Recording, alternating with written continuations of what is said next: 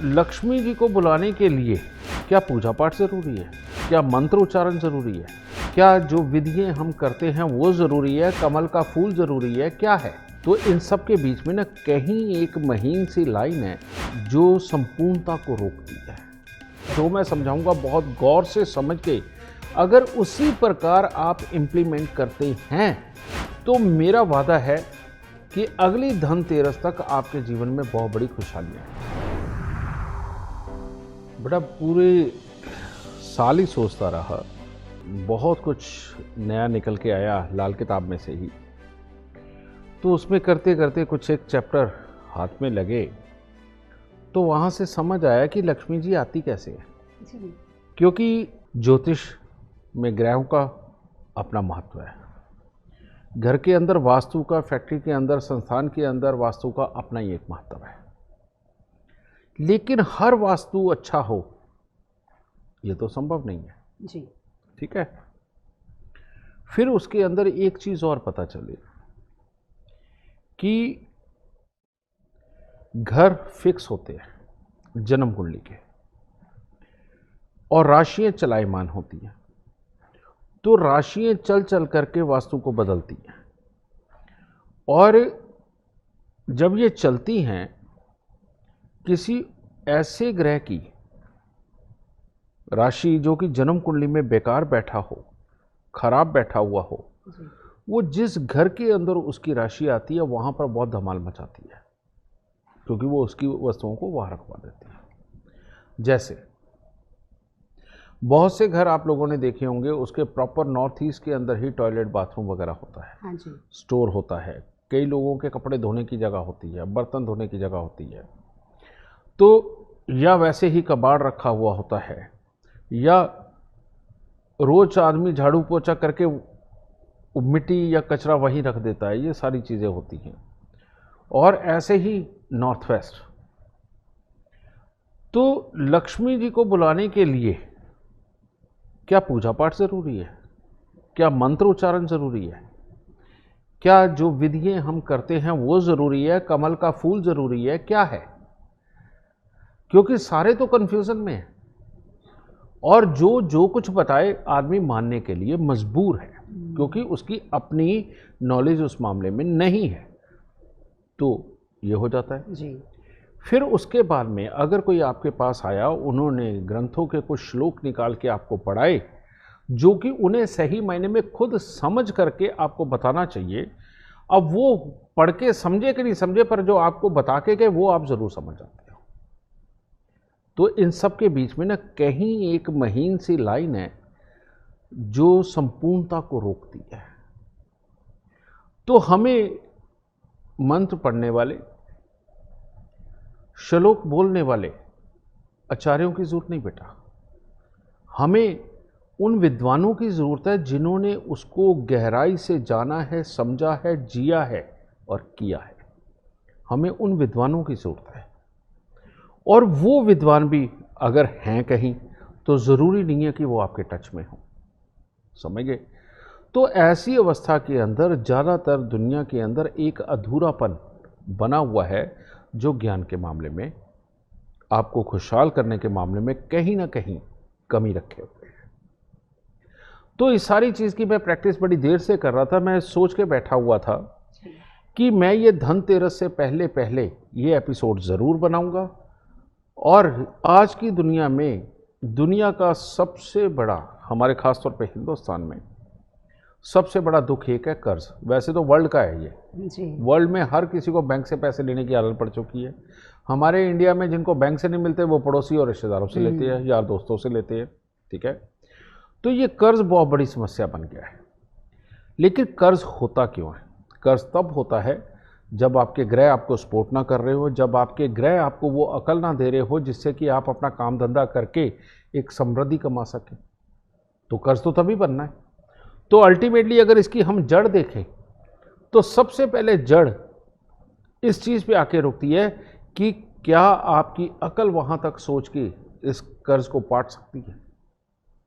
तो यानी कि पहला काम तो हमें अपनी अकल पे करना है, और अकल ग्रहों के नसीब से बनती है जी। ठीक है। दूसरा, अकल के हिसाब से ही वर्किंग होती है।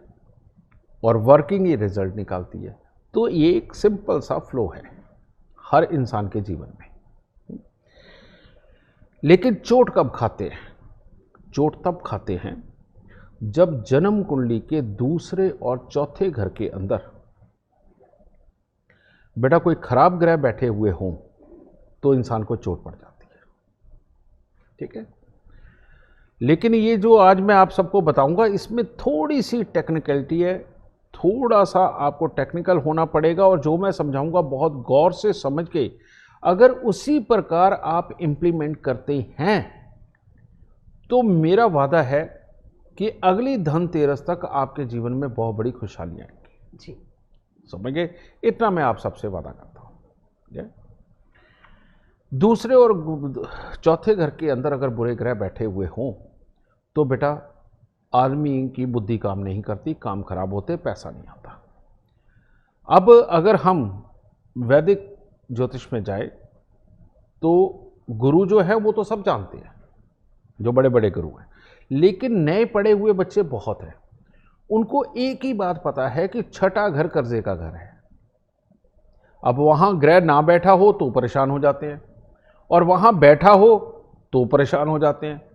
अपने हिसाब से तोल के उसको शुभ और अशुभ मान लेते हैं, तो वो छठे घर के ऊपर काम करते रहते हैं। ये दूसरी बहुत बड़ी गलती है। ग्रह छठे घर के अंदर जब बैठता है, अगर वो खराब हो तो बेटा कर्जा मिलता ही नहीं, तो कर्जा होएगा ही नहीं। जी, अच्छा, जितना अच्छा ग्रह छठे घर में बैठेगा उतना कर्ज बड़ा होता है। जैसे मुकेश अंबानी की कुंडली के अंदर छठे घर के अंदर ग्रह है, वो जितना चाहे कर्जा ले सकता था, उन्होंने लिया, दबा के बनाया, क्या दिक्कत है? अगर बिल गेट की कुंडली के अंदर छठे घर में कुछ नहीं और खराब ग्रह नहीं बैठा कोई भी, या अच्छा ग्रह नहीं बैठा कोई भी, तो बेटा उसके ऊपर कर्जा भी नहीं। ठीक है, तो इस तरह से सोचना। लेकिन चलो मान लीजिए कर्जा हो गया किसी भी वजह से, दूसरे चौथे या छठे घर की वजह से हो गया, क्योंकि कर्जा तो दूसरा चौथा और छठा घर ही देगा। उतारता कौन है? कर्जे को उतारने के लिए आठवें घर के अंदर ग्रह होना बहुत जरूरी है। कर्जा उतारने के लिए जहां से अचानक पैसा आए, अचानक काम का पैसा आए, ज्यादा पैसा आए, वही तो कर्जा उतारेगा, और कौन उतारेगा? समझ गए? ये मैं खास तौर पे लाल किताब वालों को समझा रहा हूं कि अगर कर्जा उतारने का सोचना है तो ये अप्लाई करना पड़ेगा जी। ठीक है, अब आगे चलते हैं। जन्म कुंडली का दूसरा घर यानी कि उत्तर पश्चिम, ठीक है। जन्म कुंडली का चौथा घर यानी कि नॉर्थ ईस्ट यानी कि उत्तर पूर्व, और जन्म कुंडली का आठवां घर यानी कि आपके घर की दक्षिण की दीवार। तो पहले ये लिख के रख लो ताकि आपको बाद में प्रॉब्लम ना हो, और गौर से आप सुनिए मुझे। आप एस्ट्रो साइंस ऐप पे जाएं, डेट ऑफ बर्थ टाइम डालिए। मैं आपको वहाँ पढ़ने के लिए नहीं बोलने वाला, सिर्फ एक चैप्टर देखने के लिए बोलने वाला हूँ। Date of birth time birth place डालिए, जो घर का बड़ा हो, जो कमाने वाला हो, उसकी डालिए। वहाँ महादशा वाला चैप्टर, जहाँ महादशा और जेमस्टोन लिखा हुआ है, आप उसे ओपन कर लीजिए, फ्री वाला, कोई पे नहीं करने को कह रहा। वहाँ जब उसे थोड़ा सा, जहाँ जन्म कुंडली बनी आती है, आप उसके नीचे देखिए एक चैप्टर लिखा होगा कौन सा ग्रह शुभ है और कौन सा ग्रह अशुभ है। तो सूर्य, चंद्र, मंगल, बुध, बृहस्पति, शनि, राहु, केतु के नीचे लिखा होगा सामने कि ये शुभ है या अशुभ है जी। ठीक है। अब आप देखिए कि जन्म कुंडली के दूसरे घर के अंदर जो ग्रह बैठा हुआ है वो शुभ है या अशुभ है, ठीक है। जो भी ग्रह अगर वहां शुभ है आपको कुछ नहीं करना, ठीक है, और अगर अशुभ है तो आप धनतेरस से उस ग्रह की वस्तुओं का दान शुरू करो, ठीक है। आप हमारे कॉल सेंटर में कॉल करके पूछ सकते हो कि ये ग्रह मेरा दूसरे घर में बैठा हुआ और ये अशुभ है, मैं कौन सी चीज का दान करूं, हमारे आचार्य आपको बता देंगे, ठीक है, क्योंकि इतनी मदद तो बनती है। चौथा घर, अगर दूसरा घर खाली हो तो खुशी मनाइए, क्योंकि ये धनतेरस पे अब जो आप करने लगे हैं उससे बहुत कुछ मिलेगा, ठीक है। दूसरा, चौथे घर में, चौथा घर अगर खाली है तो बहुत शुभ, लेकिन अगर उसमें ग्रह बैठे तो उसको जांचिए कि कौन सा ग्रह शुभ है और कौन सा अशुभ है। अगर चौथे घर के अंदर शुभ ग्रह बैठा हुआ है तो बहुत अच्छा, और अगर अशुभ बैठा है तो धनतेरस से उसका दान करना शुरू करना है, उसकी वस्तुओं का। फ़ोन करके आप पूछ सकते हैं उस ग्रह से संबंधित कौन सी वस्तुएं जो आप दान कर सकते हैं। ठीक है, ये 2 चीज़ हो गई। अब यहां से शुरू करना है हमने कि अगर दूसरा घर खाली है तो जो भी आपकी जन्म कुंडली के अंदर ग्रह शुभ निकल के आ रहा है, जो ग्रह शुभ निकल के आ रहा है, आप उसकी वस्तुएं हमारे यहां कॉल सेंटर से पता करिए, वो लेकर के आप उनकी एक पोटली बनाइए। ठीक है, या अगर उसमें कोई धातु निकलती है तो वो धातु के बर्तन में उस चीज़ को भर के आप घर के उत्तर पश्चिम के अंदर उसे रख छोड़ दें। कितना आसान है, बहुत जी। चौथा घर अगर खाली है तो आपको क्या करना है, जन्म कुंडली के अंदर जांच करनी है कि आपके कौन कौन से ग्रह शुभ हैं। कम से कम आपको 4 शुभ ग्रहों की चीजें लेनी है, जिसमें कि चंद्रमा अगर आपका अशुभ भी है तो तब भी उसकी वस्तु तो जरूर लेनी है।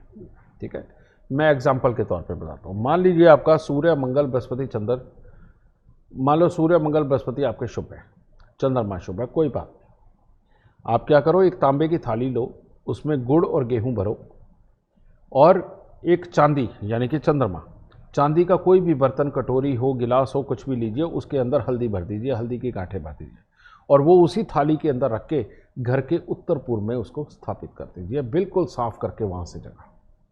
ठीक है, अगर आपकी वहाँ टॉयलेट बाथरूम है और उसके पीछे कहीं स्पेस है तो आप उधर जाकर के, उसके पीछे जाकर के स्थापित करिए। बालकनी है तो बालकनी में जाकर स्थापित करिए, ऊपर कुछ ऐसा कर दीजिए कि वो भीगे नहीं। ठीक है, वहाँ स्थापित कीजिए। वहाँ स्थापित करने के बाद फिर आप लक्ष्मी जी की, कुबेर जी की जो भी आराधना करना चाहते हैं वहाँ बैठ के करवाइए। पंडित जी को बैठ के कहिए कि ये देखिए, ये इसमें हमने सूर्य मंगल बृहस्पति चंद्र की स्थापना करी है, तो आप इनके मंत्र पढ़ के यहाँ स्थापित कर दीजिए। किसी भी पंडित जी को बुला लीजिए, मंदिर के पंडित जी, उनको ये ज्ञान तो होता ही है जी। खास तौर पे घर के उत्तर पश्चिम के अंदर अगर कोई खराब ग्रह बैठा, उसकी वस्तुओं का दान करना बहुत ज़रूरी है। और प्लस वहाँ पर जो आपकी जन्म कुंडली के अंदर शुभ ग्रह बैठा हुआ है, उसकी वस्तुएं उत्तर पश्चिम में रख दीजिए। आपकी कुंडली के अंदर अगर 6 ग्रह शुभ है ना, तो 6 के 6 की वस्तुएं उठा के उत्तर पश्चिम में रख दीजिए, तो आपके पास 2 स्थान हो गए, एक उत्तर पश्चिम, एक उत्तर पूर्व। ठीक है, ये भी हो गया। कर्जा उतारने के लिए सूर्य मंगल चंद्र, सूर्य मंगल चंद्र या बृहस्पति, इनमें से एक का शुभ होना बहुत जरूरी है, किसी एक का। अगर इनमें से एक भी ग्रह आपकी जन्म कुंडली के अंदर शुभ है तो आप उसकी वस्तुएं उठा के घर की दक्षिण की दीवार के साथ में लगा करके रखें, और जिसकी आप वस्तुएं रख रहे हैं उस ग्रह से संबंधित उस भगवान का चित्र भी आप उस दीवार पे टांग दीजिए। जैसे सूर्य है तो विष्णु भगवान का, चंद्रमा है तो भोलेनाथ जी का, मंगल है तो हनुमान जी या गणपति जी का। ठीक है, और बुध है तो माता रानी का, बृहस्पति है तो फिर आप भोलेनाथ जी या अपने गुरु का चित्र टांग सकते हैं। ठीक है, और शुक्र है तो माँ लक्ष्मी का, शनि है तो बटुक भैरव, समझे, शनि है तो बटुक भैरव। ठीक है, और अगर राहु है तो बेटा काल भैरव यानी कि भैरव जी की फिर आती है, और अगर केतु है तो गणपति जी आ गए। ये आप चित्र टांग सकते हैं। तो इस प्रकार से उधर वो आपने ये टांगना है। अब आपके पास 3 स्थान हो गए, उत्तर पश्चिम, उत्तर पूर्व और दक्षिण। ये करने के बाद में ऐप पे आप नोट करिए, डेट ऑफ बर्थ टाइम डाल के महादशा वाला और जन्मस्थान वाला चैप्टर है, उसके अंदर ग्रहों का शुभ अशुभ ब्यौरा दिया वो। तो अगर आप कुछ नहीं करना चाहते कि इन पचड़ों में नहीं पढ़ना, लेकिन ये टेक्निकल बात है, अगर ये आपने सही तरीके से किया, असर बहुत चुटकियों में आएगा और बहुत जल्दी आएगा।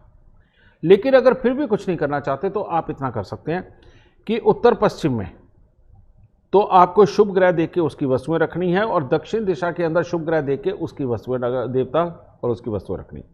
लेकिन उत्तर पूर्व में आप एक तांबे की बड़ी थाली लीजिए, उसके अंदर गेहूं और गुड़ भरिए। ठीक है, और चांदी के कोई भी एक बर्तन लेके उसको हल्दी से भर दीजिए और उसको उत्तर पूर्व में स्थापित कर दीजिए। अब आपके पास 3 स्थान है। उत्तर पश्चिम, उत्तर पूर्व, दक्षिण की दीवार। तो धनतेरस के दिन दिया आप जलाते ही हैं जी। समझ गए, और आपको पता तेल का दिया जलाना है तो वो आप जलाइए, वो आप सबको व्यवस्था पता है। तो अब आप वो दिया जलाइए, ताजे ताजे फूल मंगवाइए, इन्हीं तीनों साइडों के ऊपर खास तौर पे इनके साथ में फूल रखने हैं, समझ गए। पूजा का माहौल बनाना है, एक पंडित जी को बुलाकर इनकी प्राण प्रतिष्ठा यानी कि इनके ग्रहों को आवाहन करवा दीजिए, समझ गए, और उनकी पूजा करवाइए। अब आप मानिए कि यही तीनों स्थान मां लक्ष्मी के हैं, समझ गए। अब आपको यह मानना पड़ेगा कि ये तीनों ही स्थान मां लक्ष्मी के हैं। तो आपने बारी बारी से पूजन बेशक उत्तर पूर्व में बैठ के करिए, लेकिन उसके बाद में जो पूर्ण होती, जो समाप्ति जी, उसके वक्त में आपको बहुत श्रद्धापूर्वक उत्तर पश्चिम, उत्तर पूर्व में तो आप मेन कर ही रहे हो, और दक्षिण में वहाँ पर भी आरती का अंश जाना चाहिए, वहाँ पर भी आपने माथा टेकना है, उसको पवित्र करना है, और इन तीनों तरफ दीपक जरूर जलाना है जो परमात्मा का होगा। आप चाहे उसे कुबेर जी के नाम से जलाइए, चाहे माँ लक्ष्मी के नाम से जलाइए। अब ये जो 3 स्थान आपने अपने घर में बनाए हैं जी, अगले सवा महीने तक यानी कि 41-43 दिन तक इन वस्तुओं को वहीं रखना है, हटाना नहीं, ठीक है। उसके बाद में जब ये सवा महीना हो, वहाँ पर बकायदा इनका एक काउंटर, एक अच्छी चीज़ बनवाओ, वहाँ रखवाओ, और इनको परमानेंट स्थापित कर दो इन तीनों जगहों। और जब भी आप घर में धूप बत्ती करते हैं तो तीनों हिस्सों का धूप बत्ती ज़रूर होना चाहिए। एक बार आप ये करके देखिए, इसके अंदर ना आपको बाहर से कहीं कुछ लेना है, ना कुछ और देना है, कुछ नहीं करना, लेकिन इससे आपको बहुत बहुत बहुत लाभ होंगे। लेकिन इसमें जो सबसे मेजर फैक्टर है वो ये है कि दूसरे और चौथे घर के अंदर जो ग्रह अशुभ बैठे हुए आपकी जन्म कुंडली के अंदर, वो आपको ऐप में जाकर के देख रहे हैं महादशा वाले चैप्टर में, उन ग्रहों की वस्तुओं का दान जरूर दर जरूर करना है, इसको नहीं भूलना आपने। आप ये करके देखिए, अगले साल आप स्वयं ये वाला नुस्खा अपने रिश्तेदारों को, अपने पड़ोसियों को, अपने जानकारों को बताते फिरेंगे, क्योंकि इसका असर आप देख चुके होंगे। आप जो हमारे यहाँ से यंत्र भी लेके जा रहे हो, जो लोग यहाँ से यंत्र मंगवा रहे हैं, बहुत सारी दुनिया लेकर के गई है और लेके जा रही है, वो जो यंत्र है आप उसे घर के उत्तर पश्चिम में स्थापित करें, घर के उत्तर पश्चिम में ये स्थापित करें सामने, और देखिए इन यंत्रों का रिजल्ट, देखिए इन ग्रहों के द्वारा स्थापित की हुई चीज़ों का रिजल्ट, आपको बहुत बहुत बहुत फायदा होगा जी। और इस तरह से माँ लक्ष्मी का आगमन होगा। ये धनतेरस को शुरू करिए, धनतेरस को खास इसकी पूजा होगी, फिर छोटी दीपावली पे पूजा होती है, और फिर बड़ी दीपावली पे जिस तरह से आपके घर के अंदर पूजा होती आई है वैसी ही पूजा करिए, लेकिन इन तीनों स्थानों में जी। ये प्रयोग आप धनतेरस के बाद भी कर सकते हैं, किसी भी वक्त में, तब भी आपको लाभ होगा। तो बेटा इसे करके देखिए, आपको रियलिटी में इस उपाय में पूरा मज़ा आ जाएगा, इस स्थापना में पूरा मज़ा आएगा, और आप ये वाकई अपने मुंह से कहेंगे कि गुरुजी ने जो बताया था उसके अनुसार वाकई धनतेरस से माँ लक्ष्मी ने कृपा करी और आपके घर पर भर भर के आई। तो करिए और अपने कर्जे उतारिए और खुशी से सुख रहिए।